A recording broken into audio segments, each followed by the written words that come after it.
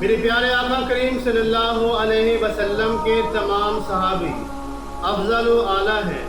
ان میں سے ایک مشہور اور معروف امیر المومنین حضرت عمر فاروق رضی اللہ تعالیٰ عنہ، جو کہ افضل البشر بعد الانبیاء، حضرت ابو بکر صدیق رضی اللہ تعالیٰ عنہ کے بعد تمام صحابہ کرام میں سب سے افضل ہے۔ کون فاروق اعظم رضی اللہ تعالیٰ عنہ؟ آپ کا نام عمر ہے، کنیت ابو حفص ہے، اور آپ کا لقب فاروق اعظم ہے۔ آپ کے والد کا نام خطاب ہے اور آپ کی والدہ کا نام انتما ہے، جو حشام بن مغیرہ کی بیٹی یعنی ابو جہل کی بہن ہے۔ 8ویں پشت میں آپ رضی اللہ تعالی عنہ کا شجرہ نسب سرکار اقدس صلی اللہ علیہ وسلم کے خاندانی شجرہ سے ملتا ہے۔ آپ واقعہ فیل کے 13 سال بعد پیدا ہوئے۔ نبوت کے 6 سال 27 برس کی عمر میں اسلام سے مشرف ہوئے۔ آپ نے اس وقت اسلام قبول فرمایا جب مسلمانوں کی تعداد 40 مرد اور 11 عورتیں ایمان لا چکی تھیں، اور بعض علماء کا خیال ہے کہ آپ نے 39 مرد اور 23 عورتوں کے بعد اسلام قبول کیا۔ ترمذی شریف کی حدیث ہے کہ سرکار اقدس صلی اللہ علیہ وسلم دعا فرماتے تھے، یا الہ العالمین، عمر بن خطاب اور ابو جہل بن حشام میں سے جو تجھے سب سے زیادہ پیارا ہے، تو اسلام کو اس کے ذریعے عزت عطا فرما۔ کون فاروق اعظم رضی اللہ تعالی عنہ؟ تمام صحابہ کرام حضور صلی اللہ علیہ وسلم کے مرید ہیں۔ حضرت ابو بکر صدیق رضی اللہ تعالی عنہ آپ کے مرید ہیں۔ حضرت عثمان غنی رضی اللہ تعالی عنہ آپ کے مرید ہیں۔ حضرت علی شیر خدا کرم اللہ وجہ الکریم آپ کے مرید ہیں۔ حضرت سلمان فارسی رضی اللہ تعالی عنہ آپ کے مرید ہیں۔ حضرت بلال حبشی رضی اللہ تعالی عنہ آپ کے مرید ہیں۔ حضرت صہیب رومی آپ کے مرید ہیں۔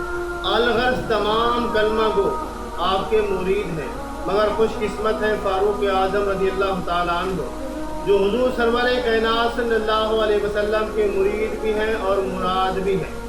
حضور سید و کون و مکان صلی اللہ علیہ وسلم نے حضرت عمر بن خطاب رضی اللہ تعالی عنہ کو اللہ تعالیٰ سے مانگ کر لیا، بارگاہ الہی میں دعا کی، اللہم اعز الاسلام بابی جہل بن حشام او بعمر بن الخطاب، اے اللہ ابو جہل بن حشام یا عمر بن خطاب رضی اللہ تعالیٰ عنہ کے ذریعے اسلام کو قوت عطا فرما۔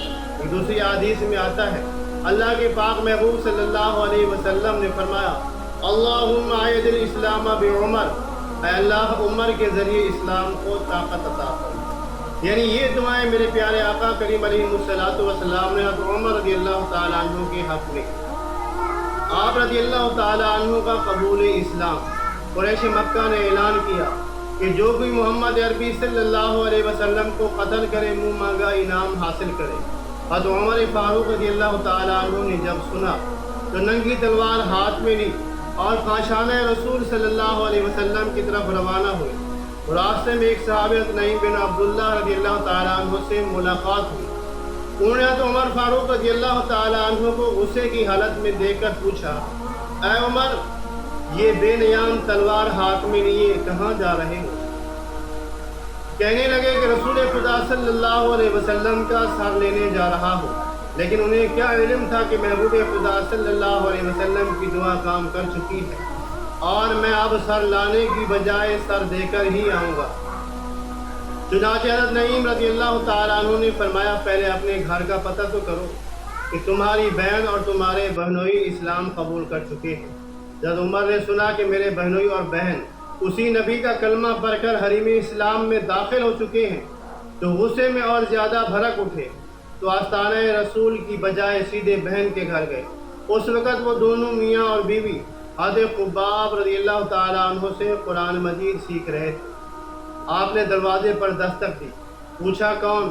غضبناک آواز میں کہا، عمر آیا ہے۔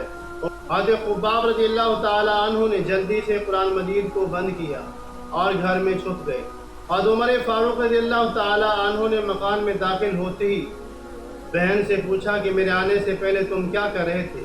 آپ کی بہن بولی، ہم اپنے سچے اللہ کی کتاب قرآن مجید پڑھ رہے تھے۔ تو عمر کہنے لگے، بہن بہتری اسی میں ہے کہ اسلام کو چھوڑ دو، ورنہ مرنے کے لیے تیار ہو جاؤ۔ آپ کی بہن نے جواب دیا، اے عمر، یہ جان تو جا سکتی ہے مگر ایمان نہیں جا سکتا۔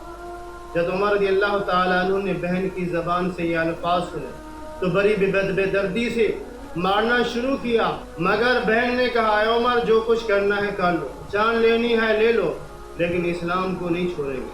جب عمر رضی اللہ تعالیٰ عنہ مار مار کر تھک گئے اور دل میں خیال آیا کہ پوچھوں تو صحیح، آخر وہ کون سی چیز ہے جس نے تمہیں اسلام کو نہ چھوڑنے پر مجبور کر دیا؟ کہنے لگے، بہن مجھے بھی دکھا جو تم پڑھ رہے ہوتے۔ تو بہن نے کہا، اللہ کا قرآن فرماتا ہے، لا یمسہ الا المطہرون، یہ وہ مقدس کتاب ہے، اس کتاب کو صرف وہی لوگ ہی چھو سکتے ہیں جو پاک ہوں، لیکن انما المشرکون نجس، آپ تو مشرک ہو، مشرک نجس ہو، لہذا آپ غسل کر لو، اور غسل کرنے کے بعد میں اللہ کی پیاری کتاب آپ کو دکھاؤں گی۔ حضرت عمر رضی اللہ تعالیٰ عنہ نے غسل کیا۔ غسل کرنے کے بعد آپ کی بہن قرآن پاک حضرت عمر رضی اللہ تعالیٰ عنہ کے سامنے پیش کیا۔ حضرت عمر رضی اللہ تعالیٰ عنہ نے قرآن مجید پکڑا، سورہ طٰہٰ کی تلاوت شروع کی، دل کی حالت بدل گئی، آنکھوں سے آنسو جاری ہو گئے اور کہنے لگے، بہن جہاں سے تمہیں یہ دولت دین و ایمان حاصل ہوئی ہے مجھے بھی وہاں لے جاؤ۔ اور آپ کی اسلام کی طرف رغبت سن کر حضرت خباب رضی اللہ تعالیٰ عنہ جو مکان میں چھپے ہوئے تھے فوراً آپ کے پاس آ گئے اور کہا، اے عمر تجھے مبارک ہو، محبوب خدا صلی اللہ علیہ وسلم کی دعا آپ کے حق میں قبول ہو چکی ہے۔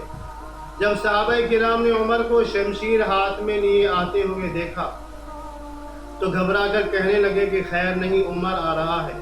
اس وقت امیر حمزہ رضی اللہ تعالیٰ عنہ نے فرمایا، آنے دو، اگر عمر ٹھیک ارادے سے آئے تو خوش آمدید، ورنہ اس کی تلوار سے اس کا سر قلم کر دیا جائے گا۔ لیکن حضور سرور کائنات صلی اللہ علیہ وسلم نے فرمایا، عمر کو آنے دو، عمر خود نہیں ہے بلکہ میں نے اسے اپنے رب سے مانگ کر لیا ہے۔ چنانچہ عمر رضی اللہ تعالیٰ عنہ میرے آقا صلی اللہ علیہ وسلم کے قدموں میں آئے، ادب سے عرض کیا، حاضر ہوا ہوں سر جھکانے کو، خدا پر اور رسول پاک پر ایمان لانے کو۔ یہ کہہ کر حضرت عمر رضی اللہ تعالیٰ عنہ نے کلمہ طیبہ کا ورد کیا، اشہد ان لا الہ الا اللہ وحدہ لا شریک لہ واشہد انک عبدہ ورسولہ۔